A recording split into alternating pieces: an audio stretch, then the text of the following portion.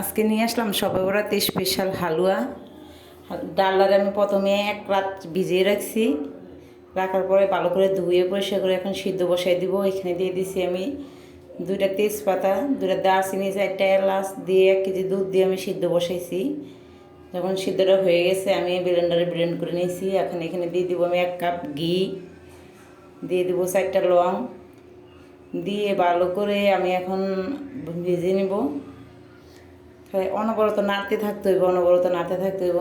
যখন একটু ভাজা হয়ে যাব এখন দিয়ে দিব আমি, এখানে দিয়ে দিছি আমি 3 পার মতো মানে 800 গ্রামের মতো চিনি দিয়ে এখন ভালো করে নেড়ে দিয়ে দিছি আমি এখানে 1 কাপ গুঁড়ো দুধ দিয়ে ভালো করে নেড়ে এখন দিয়ে দিছি আমি সামান্য পরিমাণ ঘি 2 টেবিল চামচ দিয়ে ভালো করে নেড়ে তারপরে আমি একটা ট্রেতে একটু ঘি ব্রাশ করে নিয়ে নিয়েছি।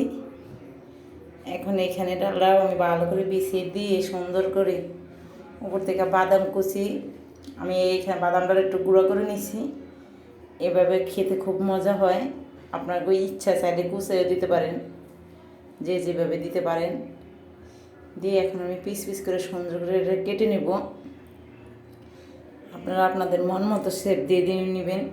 এখন দেখেন আমার হালুয়াটা রেডি, মাশাআল্লাহ কত সুন্দর হয়েছে দেখতে। এখন চাইলে হুদাও খাইতে পারেন রুটির সাথে।